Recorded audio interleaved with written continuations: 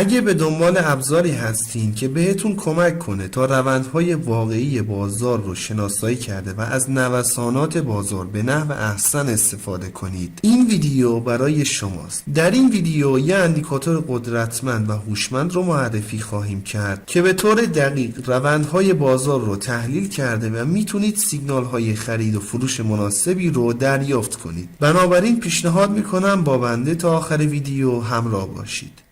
سلام، من علیرضا هستم و اینجا کانال گلدن تریدینگ سیستم. خیلی خوش اومدین به یه ویدیو دیگه از سری آموزش اندیکاتور و استراتژی های معاملاتی تریدینگ ویو. اندیکاتوری که در تصویر مشاهده میکنید یه ابزار پیشرفته برای شناسایی روندهای بازار هست که به معامله‌گران کمک میکنه با دقت بالا روندها رو تشخیص بدن. این اندیکاتور از الگوریتم فیلتر کالمن استفاده میکنه که در نظریه کنترل و پردازش سیگنال ها ریشه داره و قادر هست به صورت دینامیک با شرایط متغیر بازار هماهنگ بشه. این ویژگی باعث میشه که اندیکاتور نوسانات بازار رو فیلتر کرده و روندهای واقعی رو با دقت بیشتری شناسایی کنه. اصلی ترین جزء اندیکاتور این خط هست که بهش آداپتیو کالمن فیلتر گفته میشه و به رنگ های قرمز و زرد نمایش داده میشه. حالا این خط به رنگ زرد باشه روند و مومنتوم صعودی رو خواهیم داشت. این خط به رنگ قرمز باشه روند و مومنتوم نزولی رو داریم.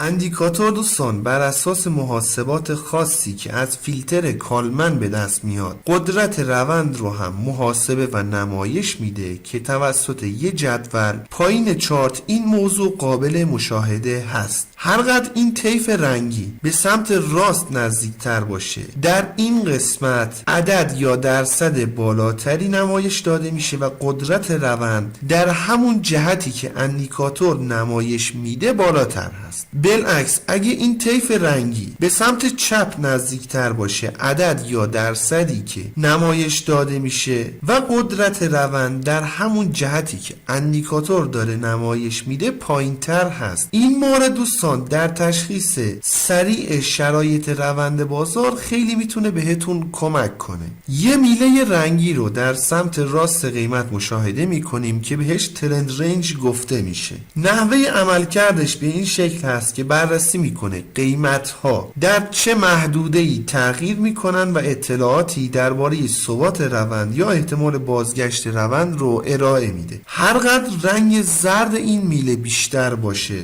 روند و مومنتوم صعودی پرقدرتی رو خواهیم داشت. هرقدر رنگ قرمز این میله بیشتر باشه روند و مومنتوم نزولی پرقدرتی رو داریم. البته دوستان در قسمت تنظیمات اندیکاتور میشه حساسیت این گزینه رو برای روندهای بلند مدت یا کوتاه مدت تنظیم کنیم که در ادامه ویدیو توضیحات بیشتری رو دربارش خواهیم داد. یه سری باندهایی رو بر روی چارت مشاهده میکنیم که بهش باندهای سیگما گفته میشه. این باندها بر اساس انحراف معیارهای استاتیک طراحی شده و به عنوان نواحی حمایت و مقاومت دینامیک عمل میکنن. باندها با توجه به نوسانات بازار انبساط و انقباض پیدا میکنن و تجسم منحصر به فردی رو از مرزهای قیمت ارائه میدن. در زمانهایی که نوسانات بالایی رو در مارکت داریم باندها گسترش پیدا میکنن و این ویژگی میتونه در شناسایی شکست‌های فیک خیلی بهتون کمک کنه. بالعکس هنگامی که نوسانات ضعیفی رو در بازار داشته باشیم باندها باریک میشن و در واقع نشانه ای از ضعف روند هست. برای این باندها دوستان امکان تنظیمات خاصی وجود داره که در ادامه ویدیو که خواستیم به قسمت تنظیمات اندیکاتور بپردازیم توضیحات بیشتری رو دربارش خواهیم داد. حالا در یک روند صعودی باندهای سیگما پایینتر از خط کالمن قرار بگیرن روند صعودی پرقدرتی رو خواهیم داشت. بالعکس در یک روند نزولی باندهای سیگما بالاتر از خط کالمن قرار داشته باشن یه روند نزولی پرقدرتی رو خواهیم داشت که البته در این چارت چنین چیزی رو نداریم متاسفانه، ولی برای روند صعودی در این قسمت از چارت و در لایو بازار این مورد رو میتونیم مشاهده کنیم. چند قابلیت دیگه هم اندیکاتور داره که بایستی تنظیمات اندیکاتور رو یه مقدار دستکاری کنیم. به همین علت در ادامه ویدیو بهش میپردازیم.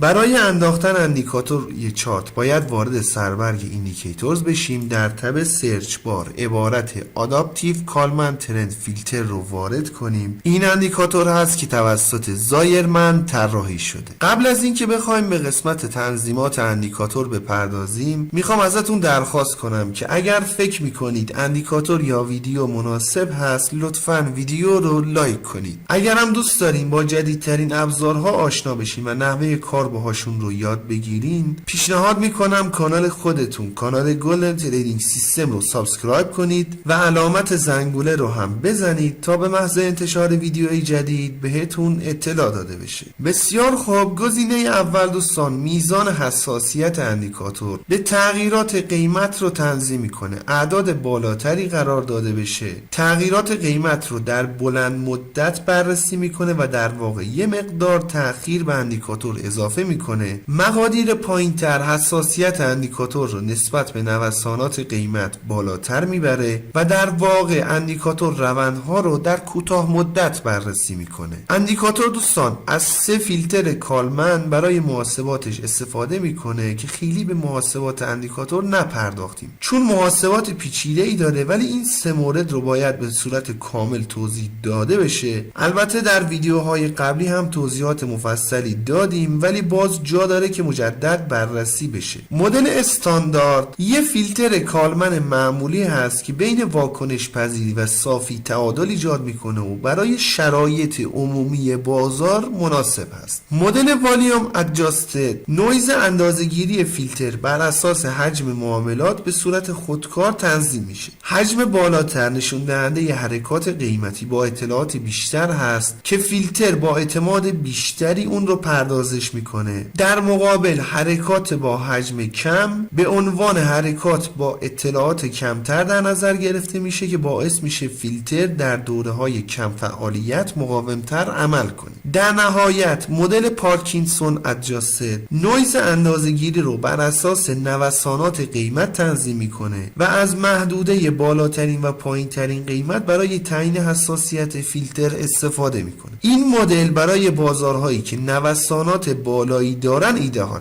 هست. در کل نحوه عمل کردن اندیکاتور بسیار پیچیده هست، ولی با این توضیحات فکر میکنم با توجه به نمادی که کار میکنید بهتر میتونید نوع فیلتر کالمن که با نوسانات قیمت سازگار هست رو بتونید انتخاب کنید. قسمت بعدی مربوط به تنظیمات باندها هست. این گزینه دوستان در واقع انحراف معیار برای محاسبه باندها رو اعمال میکنه. همونطور که چند دقیقه پیش خدمتتون عرض شد، از این باندها میتونید برای شناسایی محلهای حمایت و مقاومت دینامیک استفاده کنید، ولی به صورت پیشفرض با این پریودی که قرار داده شده عرض باندها خیلی کمه و بهتره یه مقدار این پریود بیشتر قرار داده بشه. طبق پیشنهادی که طراح اندیکاتور داده از عدد 200 استفاده میکنیم. همونطور که مشاهده میکنید الان عرض باندها افزایش پیدا کردن و باندهای عریض‌تری رو مشاهده میکنیم. خب هنگام برخورد قیمت به این باندها میتونیم انتظار حمایت یا مقاومت رو داشته باشیم، ولی اگه یادتون باشه عرض شد خدمتتون که در یک روند قوی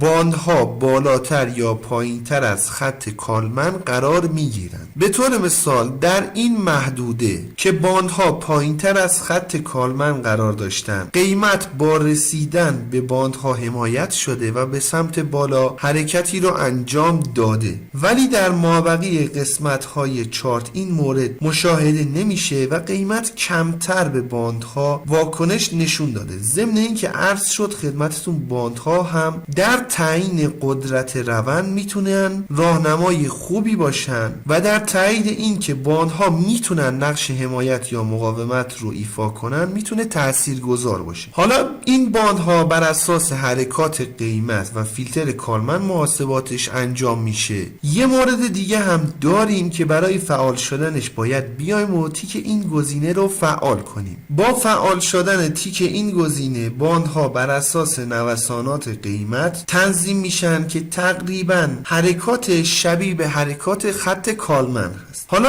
عددی که در این قسمت قرار داده شده عرض این باندها رو تنظیم میکنه. به فرض مثال این عدد رو بر روی 100 قرار بدیم، همونطور که مشاهده میکنید الان ارز باندها بیشتر شدن. حالا این زیاد شدن ارز باندها دو دیدگاه رو میتونه بهتون بده. دیدگاه اول زمانی که قیمت میاد و این باندها رو میشکنه میتونه نشونه یه شکست معتبر باشه و در همون جهت میتونی دیدگاههایی رو برای ورود به معامله در جهت روند استفاده کنی. دیدگاه دوم هنگامی که قیمت بیاد باند رو بشکنه و خیلی سریع به درون باند برگرده نشون دهنده یه شکست فیک است و میتونه نشانه ای از این باشه که قیمت مجدد یه اصلاح یا بازگشت رو تجربه خواهد کرد. در نهایت گزینه‌های آخری که در قسمت تنظیمات اندیکاتور داریم، اولی مربوط به این جدول هست که قدرت روند رو نشون میده. گزینه دومی هم مربوط به ترند رنج هست. این اعداد دوستان در شناسایی اطلاعات روند در کوتاه مدت و بلند مدت تاثیر دارن. این اعداد رو بالاتر قرار بدین، اطلاعاتی که خدمتتون عرض شد رو در بلند مدت بررسی میکنه. این اعداد پایینتر قرار داده بشه، اطلاعات روند رو در کوتاه مدت بررسی میکنه. انشالله که براتون مفید باشه.